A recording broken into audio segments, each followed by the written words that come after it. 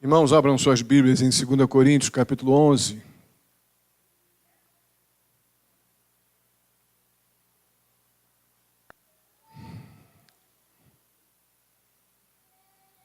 O apóstolo Paulo ele está num novo momento, passados os capítulos, como vimos semana passada, os capítulos 7, 8 e 9. Ele volta a uma linguagem firme, porque ainda haviam alguns na igreja de Corinto que estavam causando dano, dificuldade ao ministério, à vida, trabalho do apóstolo Paulo e à igreja. Ele agora no capítulo 11, ele vai começar a lidar com a preocupação que ele estava tendo com a instabilidade doutrinária dos coríntios. Uma certa infidelidade diante de verdades que já haviam sido confessadas. E ele demonstra as suas preocupações, identifica algumas causas e confronta fortemente aqueles crentes a uma postura de arrependimento, não de banimento. Eu vou ler primeiro uma tradução livre desses versos 1 ao 11, ou 1 ao 15, como se fosse uma contação de história. E depois eu vou ler o texto, literalmente, conforme está no texto bíblico. Mas eu achei muito interessante essa paráfrase que eu encontrei. Literalmente, uma contação de histórias. Me lembrou lá nos dias na África. Precisei aprender a contar histórias, verdades bíblicas como histórias. E depois eu vou ler o texto literalmente, mas ouçam como fica a tradução livre desse texto. Deixe-me lembrá-lo, diz o apóstolo Paulo, do relacionamento que tenho com vocês e da profunda obrigação que sinto em relação ao relacionamento de vocês com Cristo. Quando cheguei a Corinto e preguei o Evangelho a vocês passaram a confiar em Cristo para o perdão dos seus pecados e para o presente da vida eterna. Tornei-me, por assim dizer, seu pai espiritual e vocês se tornaram meus filhos. Ou a igreja, minha filha. Através do evangelho que preguei, organizei seu noivado com Cristo, a quem você deve se casar ou com quem você deve se casar quando ele voltar. E agora, como seu pai, é meu dever mantê-lo em um estado de pureza e inocência para que quando Cristo vier, encontre vocês em santidade para o casamento. O problema é que tenho motivos para me preocupar com a pureza e a devoção de vocês por Cristo. O perigo de que falo pode ser visto no início da história da humanidade, quando Eva foi desencaminhada por Satanás. Satanás, a serpente da velha, Satanás, a serpente, a astuta criatura, enganou Eva com toda a sua conversa suave. Do mesmo modo, temo que os falsos crentes, com toda a sua oratória de linguagem arrumada, vos desviem de um compromisso simples e puro com o Senhor Jesus Cristo. Satanás, nosso arqui-inimigo, está por trás de tudo isso. E ele tentará enganá-los, usando as mesmas táticas que ele usou com sucesso com Eva. Vamos para o texto agora, literalmente, que diz assim: espero que vocês suportem um pouco da minha insensatez. Sim, por favor, sejam pacientes comigo. O zelo que tenho por vocês é um zelo que vem de Deus. Eu os prometi a um único marido, Cristo, querendo apresentá-los a Ele como uma virgem pura. O que receio e quero evitar é que, assim como a serpente enganou Eva com astúcia, a mente de vocês seja corrompida e se desvie da sua sincera e pura devoção a Cristo. Pois se alguém lhes vem pregando um Jesus que não é aquele que pregamos, ou se vocês acolhem um espírito diferente do que acolheram, ou um evangelho diferente do que aceitaram, vocês o toleram com facilidade. Todavia não me julgo nem um pouco inferior a esses superapóstolos. Eu posso não ser um orador eloquente, contudo tenho conhecimento. De fato, já manifestamos isso a vocês em todo tipo de situação. Será que cometi algum pecado ao humilhar-me a fim de elevá-los, pregando-lhes gratuitamente o Evangelho de Cristo? Despojei outras igrejas, recebendo delas sustento a fim de servi-los? Quando estive entre vocês e passei por algumas necessidades, ou alguma necessidade, não fui um peso para ninguém, pois os irmãos, quando vieram da Macedônia, supriram aquilo de que eu necessitava. Fiz tudo para não ser pesado a vocês e continuarei a agir assim. Tão certo como a verdade de Cristo está em mim, ninguém na região da Acaia poderá privar-me deste orgulho. Por quê? Porque não amo vocês? Deus sabe que os amo. E continuarei fazendo o que faço, a fim de não dar oportunidade àqueles que desejam encontrar a ocasião de serem considerados igual a nós nas coisas de que se orgulham. Pois tais homens são falsos apóstolos, obreiros enganosos, fingindo-se apóstolos de Cristo. Isto não é de admirar, pois o próprio Satanás se disfarça de anjo de luz. Portanto, não é surpresa que os seus servos finjam que são servos da justiça. O fim deles será o que as suas ações merecem. Amém? Oremos. Obrigado ao Senhor, mais uma vez, por podermos ir para a Tua Palavra e encontrar na Tua Palavra referência suficiente a Deus para sermos cuidadosos com a nossa integridade doutrinária, porque existe, ó Pai, o arqui-inimigo das nossas almas, com todos os seus esforços e astúcia, tentando nos desviar daquilo que cremos. Ajuda-nos, ó Pai, a perceber, ó Deus, suas estratégias, e que possamos sair daqui cheios de coragem, para ficar firme naquilo que cremos, não dando ouvidos àquelas coisas que podem tirar da nossa mente, do nosso coração, o nosso alvo, que é te adorar, te servir, buscar uma vida santificada, testemunhar do Senhor, aguardando com santa alegria a tua vinda. Ajuda-nos, Deus. Fala conosco mais uma vez. Eu te peço em nome de Jesus. Amém.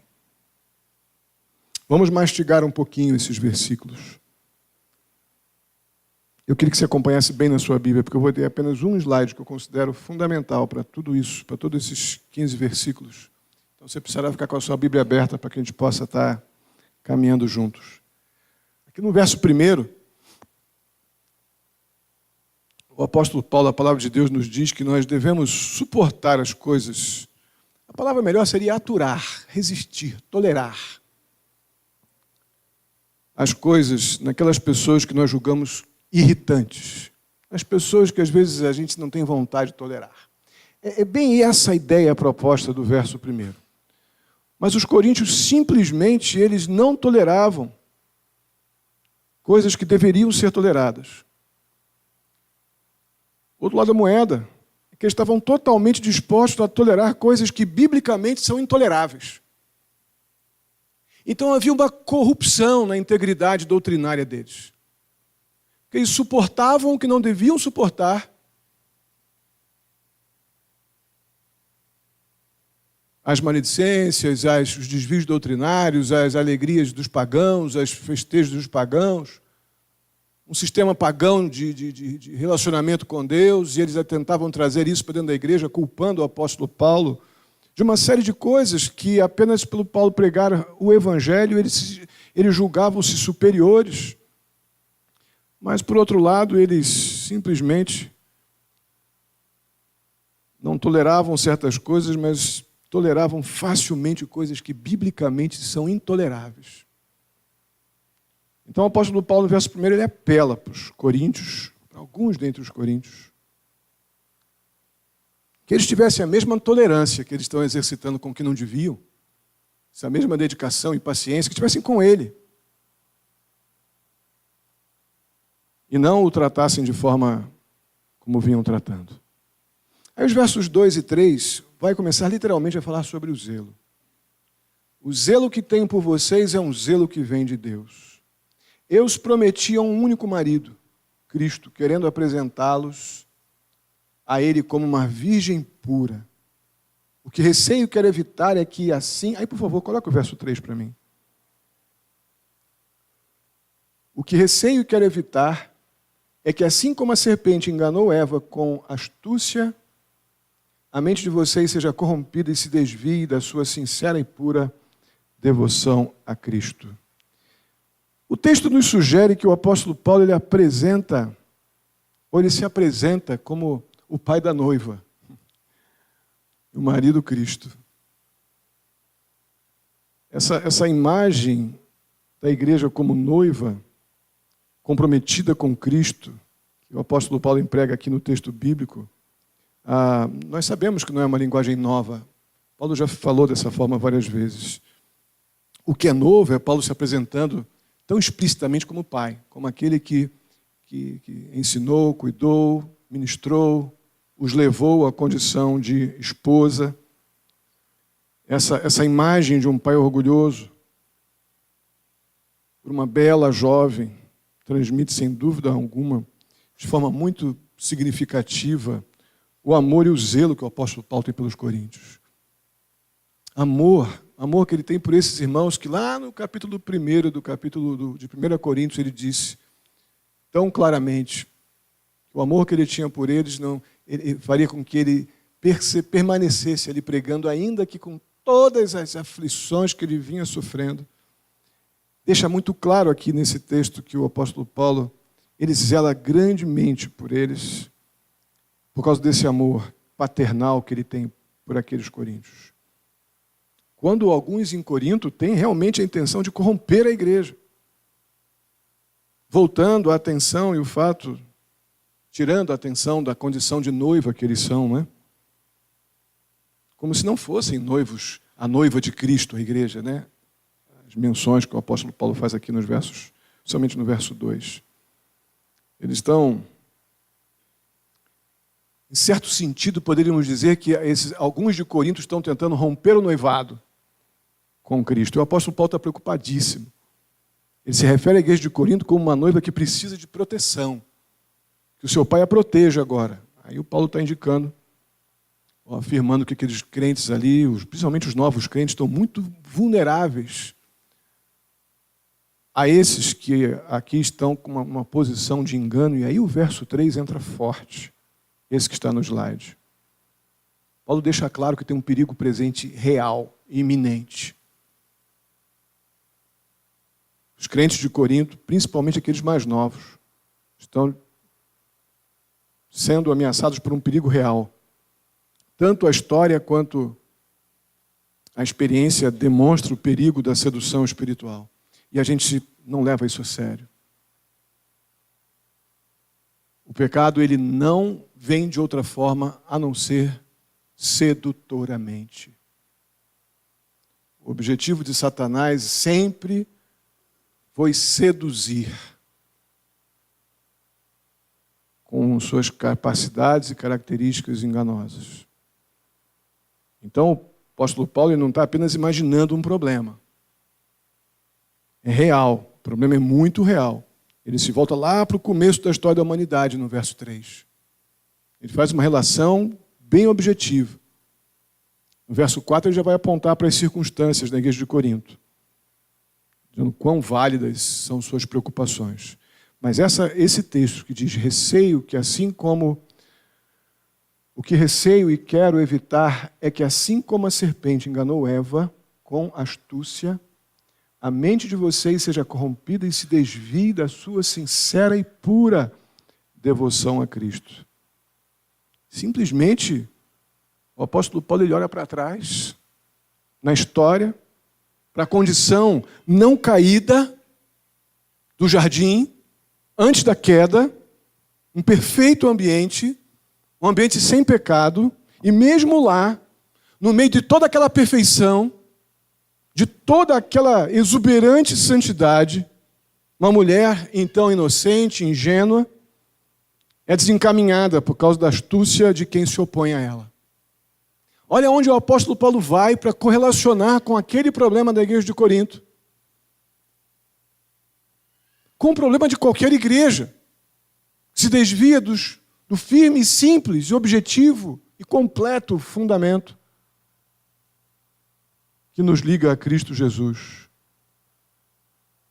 O apóstolo Paulo, claramente, ele está aflito com com a real possibilidade que Satanás esteja agindo da mesma forma como agiu com Eva lá, está agindo com alguns de Corinto. E está levando. E está levando. Já levou alguns. E agora no verso 4 ele vai dizer, olha, se algum de vocês, ou desses que estão aí, desses falsos líderes, mestres, apóstolos, se vocês pregam outro Jesus a não ser o que nós temos pregado, ou você recebe algum tipo de espírito diferente que você não recebeu da parte de Deus, através da fé em Jesus Cristo, um evangelho diferente que você não aceitou, e simplesmente você compactua com isso, vocês toleram algo que vocês sabem que não é de Cristo. Eu não falei isso para vocês. Vocês sabem que o Espírito que eu preguei para vocês é o Espírito de Deus, que eu ensinei e ministrei a vocês. Esse espírito falso aí que vocês estão tolerando e acatando não é o de Deus. Vocês estão espiritualizando, mas isso não vem de Deus. Por causa disso que o apóstolo Paulo está aflito. Eles estão tolerando o que biblicamente é intolerável. Estão espiritualizando o que é... E agora? Inespiritualizável. Acertei? Não, né? Não espiritualizado ou espiritualizável. Não é de admirar que Paulo está assustado, está preocupado. Olha os versos 5 e 6. Todavia, não me julgo nem um pouco inferior a esses superapóstolos, os que estão com umas verdades ou falsas verdades, mas com muita eloquência. Eu posso não ser um orador eloquente, contudo tenho conhecimento. De fato, já manifestamos isso a vocês em todo tipo de situação. Aqui o apóstolo Paulo está levantando algumas das objeções que eles, dos obstáculos, objeções que eles estão levantando contra ele, seus oponentes levantam contra ele. Você não sabe falar direito, rapaz. O que você fala é repetitivo. E Paulo não está procurando se defender, não. Ah, mas eu posso ser melhor, eu poderia ser muito melhor. Não vemos isso no texto. Paulo está realmente concedendo aos seus oponentes a oportunidade ou a premissa de que ele não é realmente um orador dos melhores. Pode ser que eu não seja exatamente tudo que a expectativa de vocês ansiava. Por outro lado, o que eu prego é verdade, é o evangelho que liberta. É a mensagem que os apóstolos antes de mim pregaram. Então, se vocês têm que se queixar, queixem-se, não se queixem de mim. Revejam os seus corações, porque a mensagem que eu prego, ela vem do Senhor. A que esses que vocês estão tolerando, ela fica neste mundo porque é deste mundo. Mas o problema, um dos problemas chaves, ou chave desse contexto, dos versos 1 a 15, está nos versos 7 a 11. A decisão de Paulo de não ser apoiado financeiramente pela igreja de Corinto era uma questão de convicção dele, porque já vimos que ele fala claramente quanto à legalidade, à legitimidade daquele que trabalha ter o seu sustento. Mas ele decidiu, em particular em Corinto, abrir mão disso, mesmo que ele tivesse o direito. 1 Coríntios 9 vai falar sobre isso. Ele sabe que é um direito, mas em Corinto, em particular, ele disse que não. Exatamente por esse desdém que alguns tinham para com o ministério dele. Mas nem todas as igrejas da região, daquela região onde Paulo ministrava, desdenhavam de Paulo e daquilo que ele pregava. Nós sabemos que o apóstolo Paulo aceitou as ofertas vindas da pobre, porém rica igreja da Macedônia. A igreja da Macedônia socorreu o apóstolo Paulo. Isso não significava que Paulo estava desprezando os coríntios. Paulo já disse que os ama muito. Esse estilo de vida pessoal que ele decidiu, em particular para com os coríntios, estilo sacrificial de pregação do evangelho, evidenciava ainda mais o amor que ele tinha por eles. E não o contrário. Mas agora, já sabemos que no verso 3 foi levantada a questão de onde vem o engano, a origem do engano e a estratégia do engano.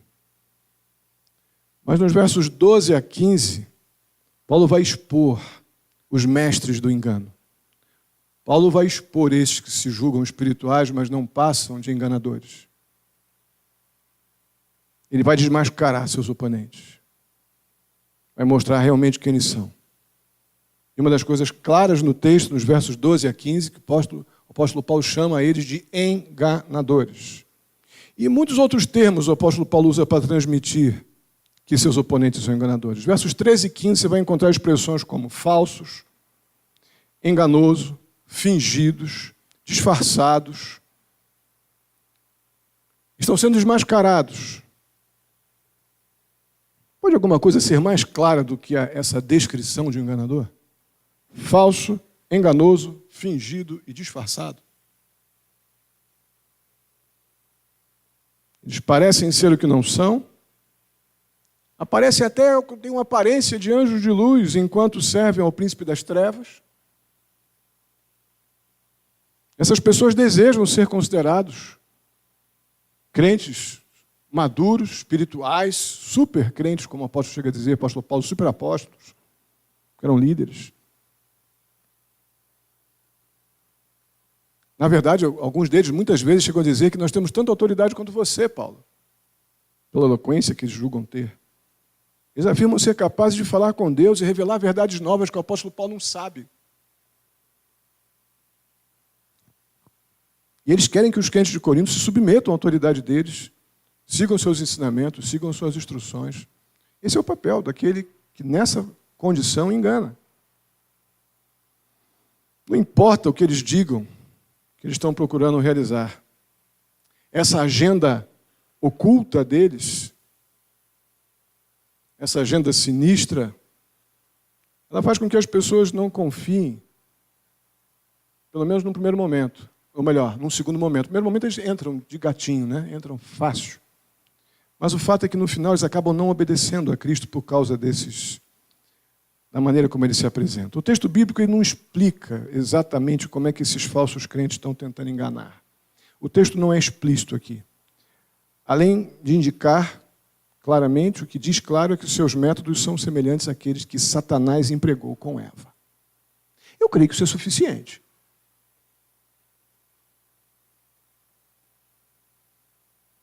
Mas o que Satanás fez a Eva e a Adão é precisamente o que ele vem fazendo desde então. O que ele estava fazendo em Corinto, através dessas pessoas, membros da igreja de Corinto.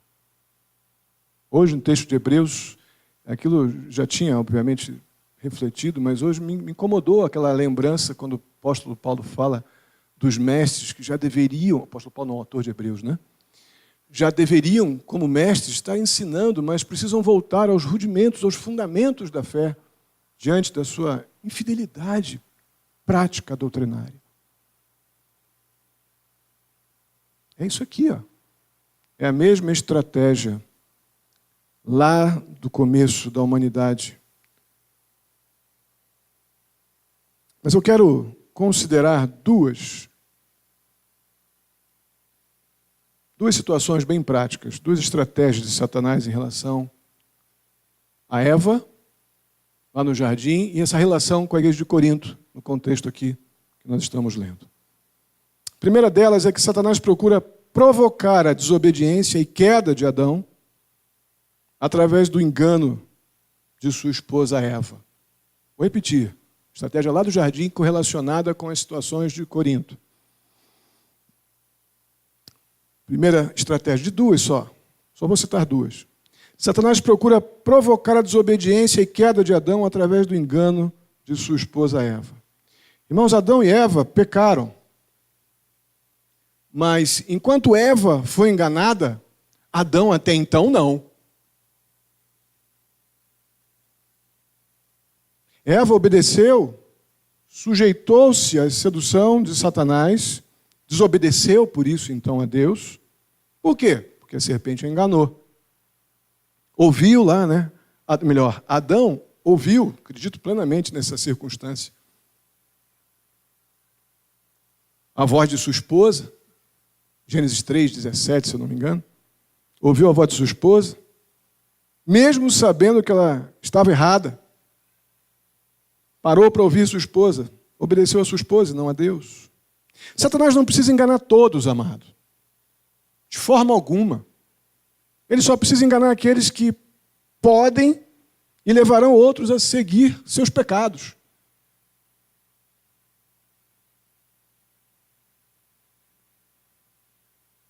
Os enganadores que estavam ali em Corinto para desencaminhar a igreja também foram aqueles que foram enganados. 2 Coríntios 3,3 diz assim: mas os homens maus e impostores procederão de mal a pior, enganando e sendo enganados.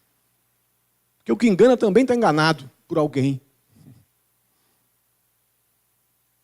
Eu me pergunto, quantos dos coríntios reconheceram o erro desses falsos líderes, desses falsos crentes dentro da igreja, mas seguiram com aqueles que estavam simplesmente, seguiram encantados com eles, encantamento mesmo, coisa do mal. Assim como Adão foi atrás de Eva. Que quem foi seduzida foi Eva. Adão foi na conversa. Segunda estratégia lá do jardim que a gente pode relacionar com Corinto é que Satanás sempre vai atacar o caráter de Deus e a sua palavra. Sempre, sempre, sempre. Das maneiras mais sutis, mais disfarçadas.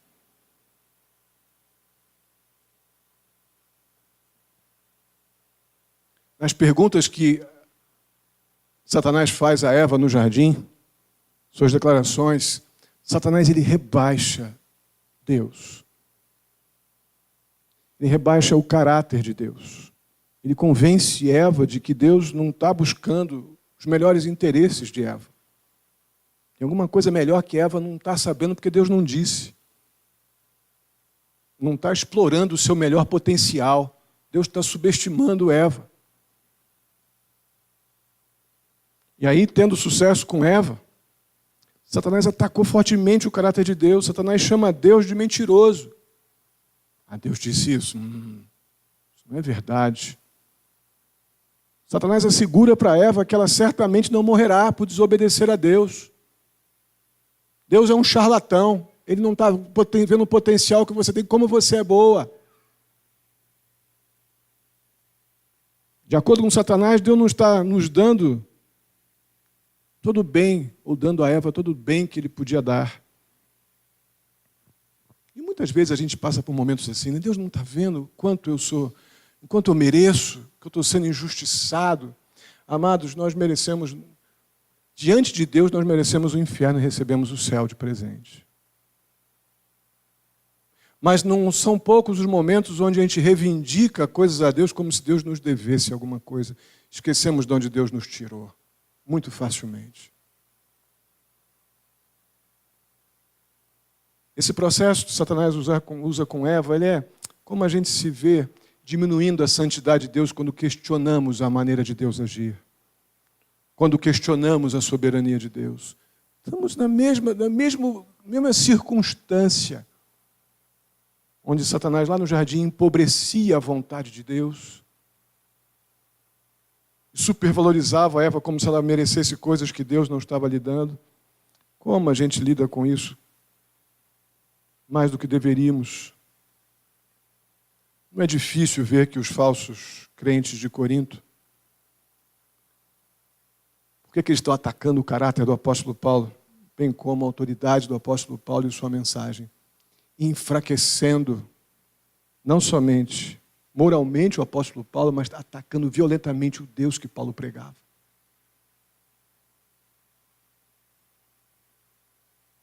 Eles depreciavam o apóstolo Paulo e arrogantemente afirmavam que eles eram os caras. E Paulo, que era um que só sabia falar aquilo. Isso nós estamos no texto bíblico, vai ler mais depois.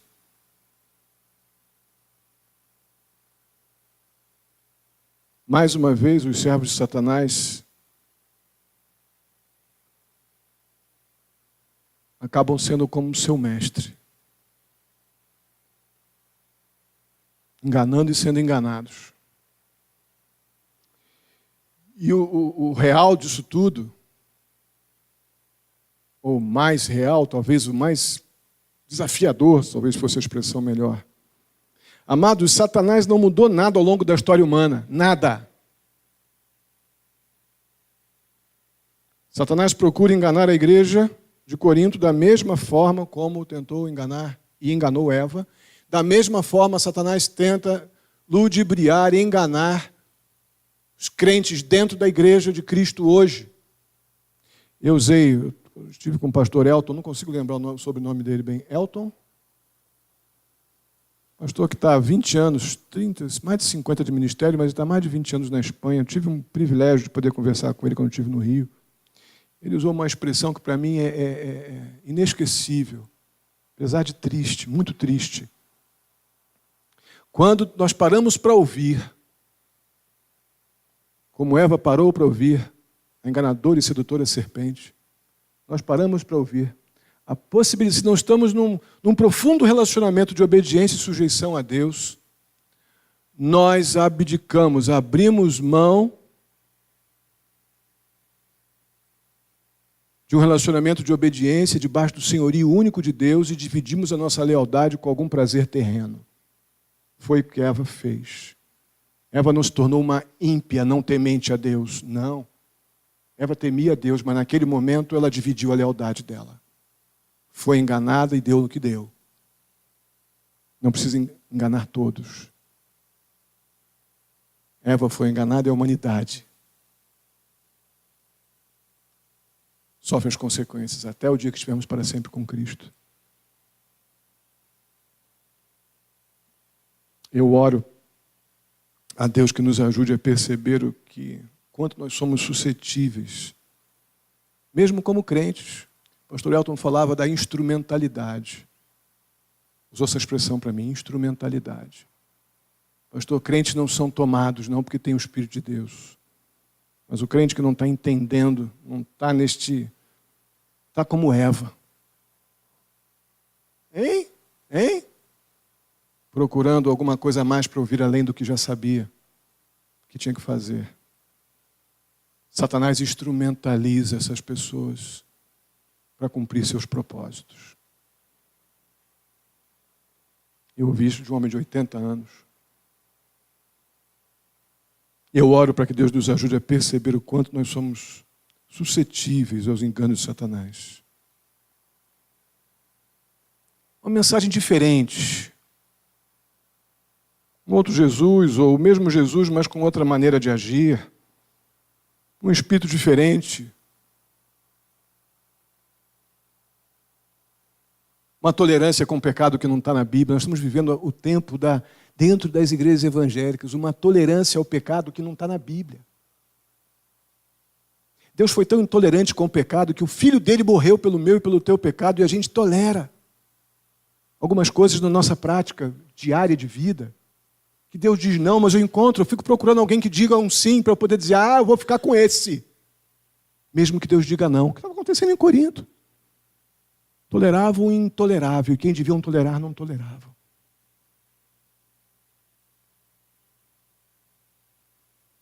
Vamos ficar de pé, vamos orar. Eu peço que Deus nos capacite, todos nós, a reconhecer que isso ainda acontece hoje. Mas eu creio que Deus pode nos capacitar a estarmos com a nossa guarda alta, prontos para responder como o apóstolo Paulo fez, zelando pela fidelidade a Deus e às Escrituras daqueles que ele amava em Corinto, mas sem deixar de falar uma vírgula, nem uma palavra que eles precisavam ouvir para perceber que estavam sendo enganados e enganando. Mas a total convicção de que Deus nos conduz ao arrependimento, mas a total convicção de que permanecer como eles estavam, finalzinho do verso 15 diz, dele será o que as suas ações merecem. Que Deus nos dê toda a capacidade para discernir as coisas espirituais, parar de ficar buscando alguma coisa extra. Tenha contentamento com o que Deus tem te dado até aqui. Esteja contente com o que Deus tem dado. Podemos, logicamente, sempre melhorar, mas certamente Deus tem nos dado o que nós precisamos para hoje, como dará o que precisamos para amanhã. Amém? Oremos. Santo e amado Deus, muito, muito obrigado. Obrigado pela Tua palavra, por esse texto sério, mas oportuno, impressionantemente claro e contextualizado. assustadoramente contextualizado. Ajuda-nos, Deus Santo, a estarmos num vínculo, num relacionamento contigo tal, que vozes que nos desviem da simplicidade do Evangelho sejam rechaçadas, não toleradas, e nos apeguemos àquilo que cremos, cheio de contentamento e gratidão, porque o Senhor continua, Deus, Senhor de toda a nossa história. Ajuda-nos, Deus, a não nos deixarmos seduzir pelos enganos de Satanás. Ele é o mesmo e continua agindo, mas tu também és o mesmo. E com o teu poder, ó Deus, aqueles que a ti se sujeitam e se rendem, nós temos o que precisamos do Senhor para resistir ao enganador. Ajuda-nos, Pai, nos capacita, nos fortalece nessa semana, para que possamos crescer espiritualmente com este exemplo duro que o apóstolo Paulo levantou da igreja de Corinto. Como isso, potencial para isso acontecer nas nossas circunstâncias, onde estivermos, ó Pai, é muito grande. Livra-nos, ó Pai, em nome de Jesus, da sedução do enganador. E ajuda-nos a prosseguir naquilo que confessamos e cremos. Muito obrigado. Leva-nos em paz para nossa casa, para os nossos lares. Dá uma semana guardada, protegida, dirigida pelo Senhor. Eu te peço, ó Pai, essas bênçãos. Muito agradecido desde já. Em nome de Jesus. Que a graça do nosso Senhor e Salvador Jesus Cristo, o amor de Deus, nosso amado Pai, a comunhão e a consolação do Espírito Santo esteja sobre a vida de cada um de vós, queridos irmãos, hoje até a vinda do nosso Senhor Jesus Cristo. Amém e amém. Que Deus os abençoe. Podem sentar, tenha seu tempo de oração.